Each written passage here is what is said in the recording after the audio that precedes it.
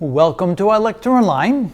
Now, given this function right here, this vector function where r is equal to 1 over r squared times r unit vector, we need to convert that to Cartesian coordinates. And the reason for that is because we want to take this vector function and we want to find the gradient. In other words, we want to take the del operator and operate on that function. But we don't know how to do that in spherical coordinates. Kind of complicated. It is better to convert it to Cartesian coordinates. In the previous video, we were able to take the cosine and the sine of theta, the cosine and the sine of phi, and convert it in terms of x and y and z. That started with these general equations for x, y, and z from our diagram right here. That's the convention we're using. This is the phi angle, that's the theta angle. And so let's go ahead and convert this function into Cartesian coordinates. So the way to do that is to go ahead and take 1 over r squared. Now r squared, of course, is going to be equal to this squared, which means it's going to be x squared plus y squared plus z squared. And of course, that's equal to 1 over r squared times r unit vector. All right, now r unit vector. R unit vector is going to be x, y, and z unit vectors, which is going to be the sine and cosine functions without the r. So that means that this is now going to be multiplied times the x unit vector, which can be written as the sine of theta times the cosine of phi, plus the, and that would be in the x direction. Can't forget that. So that would be in the x direction, plus we take sine theta, sine phi, that would be sine theta, sine phi in the y direction, and then plus the cosine of theta in the z direction.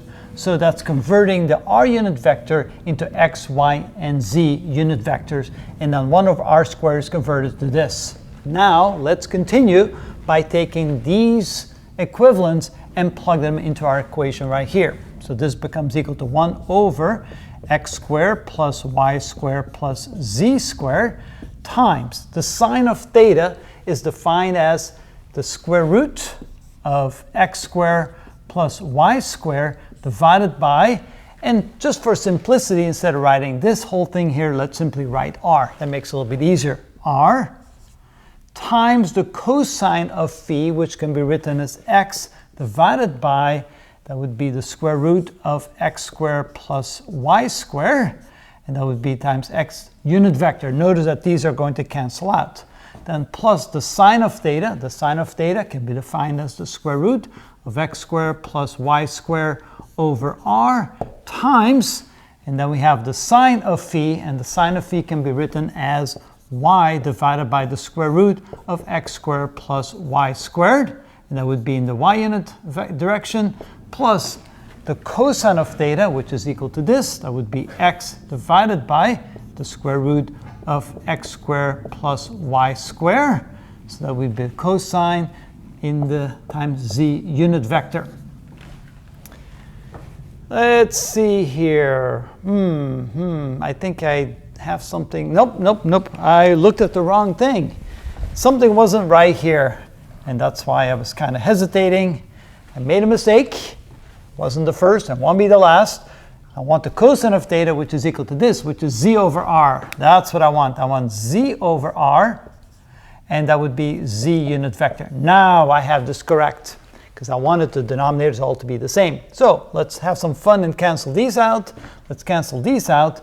And now notice they all are written over the same common denominator of r. So we can write this as 1 over x squared plus y squared plus z squared times x over the square root of x squared plus y squared plus z squared in the x direction, plus y over the square root of x squared plus y squared plus z squared in the y direction, plus z over the square root of x squared plus y squared plus z squared in the z direction.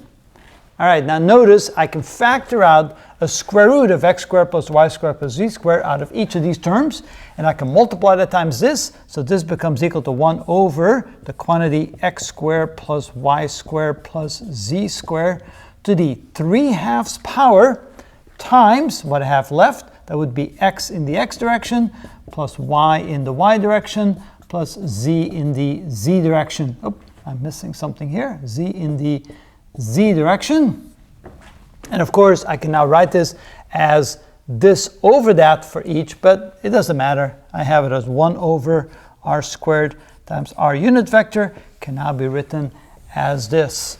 And that is how we convert from the spherical coordinates, this function right here, into Cartesian coordinates. And now we're in a situation where we can where we can apply the del operator to find the divergence of this function.